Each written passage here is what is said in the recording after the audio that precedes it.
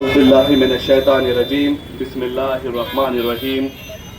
آج کے اس احتجاجی دھرنے میں موجود مجلس اتحاد المسلمین کے شہر صدر مجیب حمداللہ صاحب، نائب شہر صدر شیخ ستار صاحب، کارگزار صدر جاوید پٹیل صاحب، سید انعام صاحب، شیخ جاوید صاحب، میری تمام ٹیم، شیخ لارا صاحب، واجد منیار صاحب،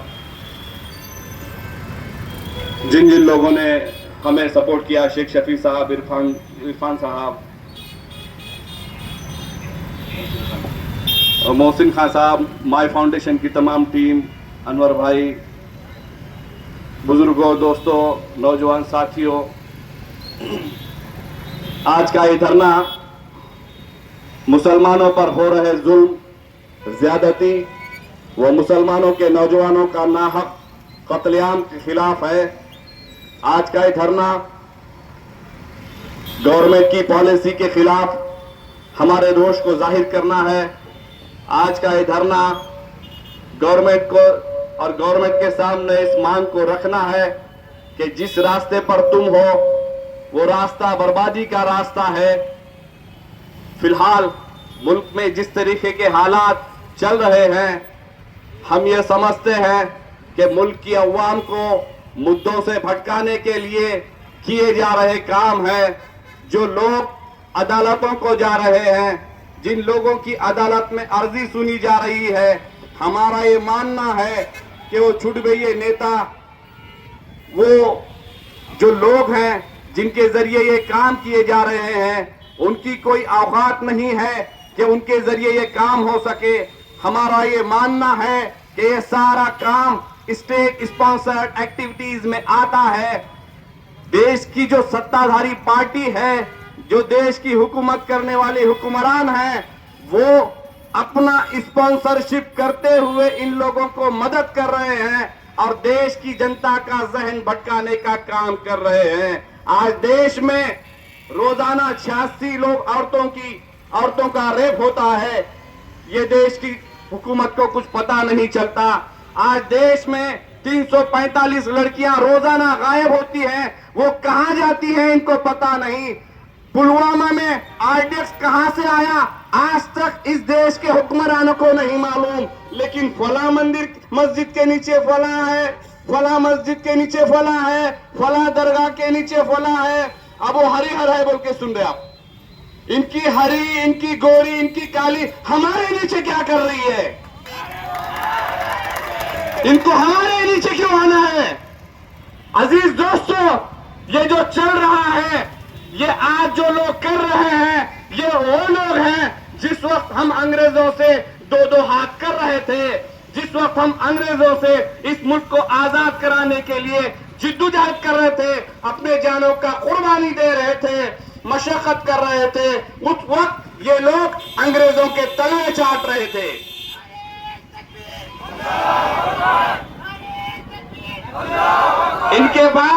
ان کے پاس دکھانے کے لیے کچھ نہیں ہے۔ جس وقت اس دیش کے علماء کرام، اس دیش کا مسلمان انگریزوں سے جہاد کر رہا تھا، ملک کی آزادی کے لیے لڑ رہا تھا، اس وقت یہ لوگ انگریزوں کی غلامی کر رہے تھے۔ اس وقت یہ لوگ انگریزوں کی غلامی کر رہے تھے۔ آج ہم دیکھ رہے ہیں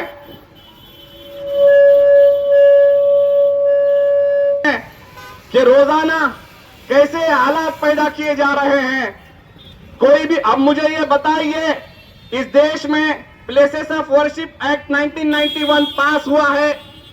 جب یہ ہوا ہے تو اس کے بعد آزادی سے پہلے کی جو تاریخی عمارتیں ہیں، آزادی سے پہلے کی جو عبادت گاہیں ہیں، ان کے اوپر سروے کا آرڈر دینا کیسی بات ہے؟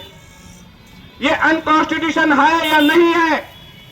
یہ انکانسٹیٹیوشنل ایکٹیویٹیز میں آتا ہے یا نہیں آتا ہے؟ اگر ملک میں پلیسز آف ورشپ ایکٹ 1991 جب پاس ہوا ہے، اس کے بعد اگر تم آج اس طریقے کی مانگ کرتے ہو تو اس غلط فہمی سے اڑ جائیے کہ اگر آج تم کر رہے ہیں تو کل ہم نہیں کریں گے۔ ہم بھی ضرور کریں گے اگر تم کرتے ہیں تو۔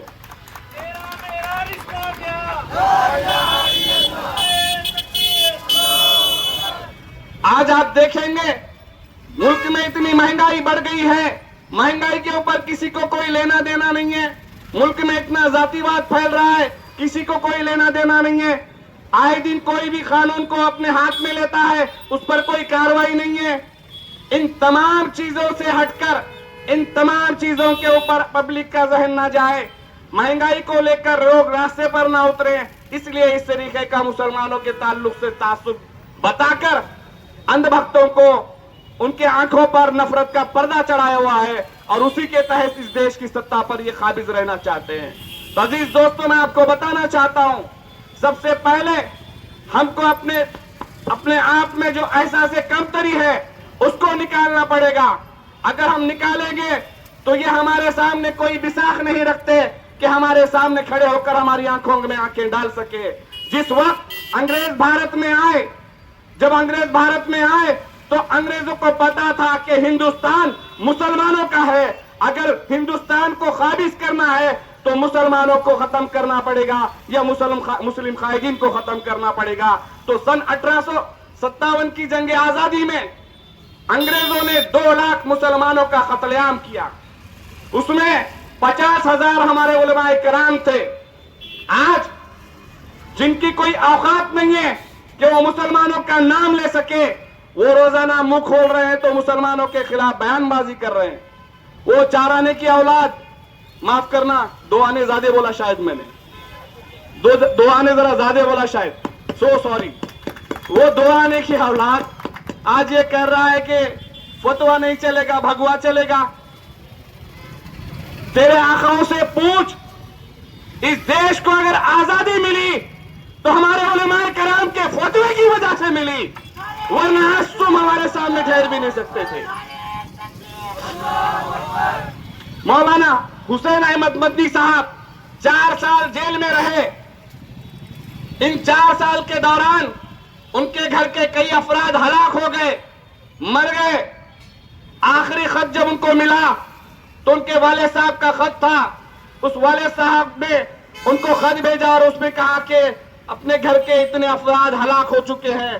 तो मौलाना ने उस खत को पढ़ते हुए आंसू नहीं बहाया, बल्कि उस खत को पढ़ते हुए कहा कि मैं मेरे तमाम अफराद खानदान से आखिरत में मिलूंगा, ये कहा। उसके बाद मौलाना को पाकिस्तान की एक जेल में, पाकिस्तान की एक कोर्ट में अंग्रेज जज के सामने पेश किया गया। अंग्रेज जज ने कहा कि मौलाना, तुमने ये फतवा दिया है कि अंग्रेजों की फौज में शामिल होना हराम है। मौलाना ने कहा, हाँ, मैंने फतवा दिया कि अंग्रेज की फौज में शामिल होना हराम है। तो उस जज ने मौलाना को गोली मारकर कत्ल करने की सजा सुनाई, गोली मारकर कत्ल करने की सजा सुनाई। उस वक्त मौलाना को एक स्टेज पर लाया गया, बड़ी बड़ी तोपें सामने थी। मौलाना मुस्कुराते हुए स्टेज पर गए और खुशी खुशी उन अंग्रेजों की गोली को खाया। तब इस मुल्क को आजादी मिली हुई है।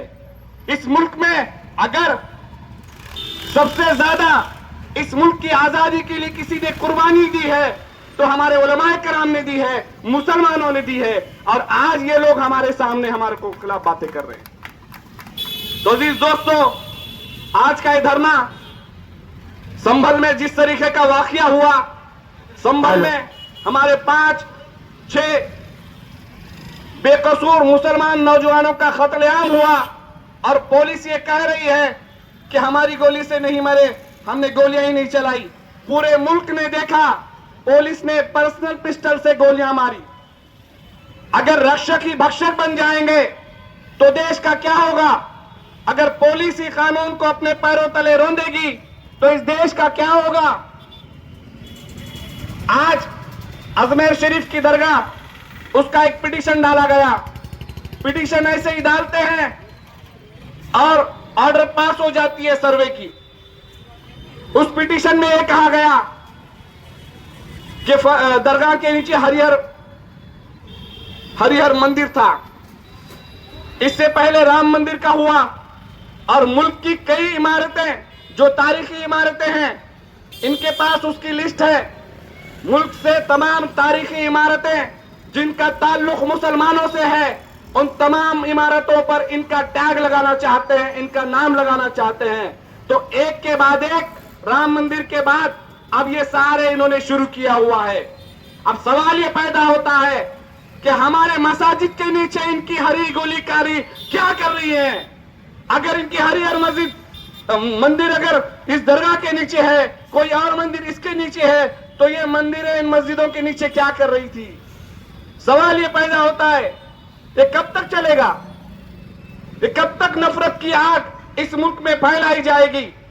जिस तरीके से संभल में बेकसूर मुस्लिम नौजवानों का कत्लेआम हुआ, हम उत्तर प्रदेश की सरकार का निषेध करते हैं, देश की सरकार का भी निषेध करते हैं।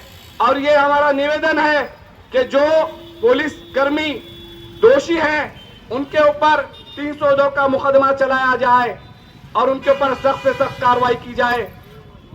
जो लोग मर गए उनके अफराद खानदान को एक्सग्रेशिया दिया जाए।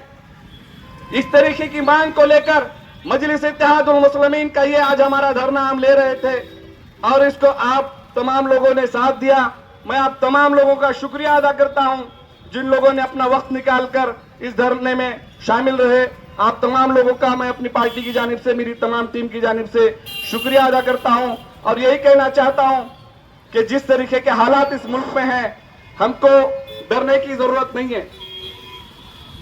इस वक्त मामला ऐसा हो चुका है कि कुछ लोग जिनको डरना चाहिए वो हमको डरा कर इस मुल्क पे राज करना चाह रहे हैं। तो हमको मजबूती के साथ रहना है, कानून के दायरे में रहते हुए रहना है।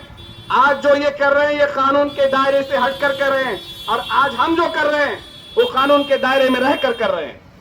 तो अजीज दोस्तों, आप तमाम लोग यहाँ पर शामिल रहे, आप तमाम का शुक्रिया अदा करते हुए मैं इस धरने को खत्म हुआ ऐसा ऐलान करता हूँ। शुक्रिया, अस्सलाम वालेकुम। नारे तकबीर, अल्लाहू अकबर, नारे तकबीर, अल्लाहू अकबर।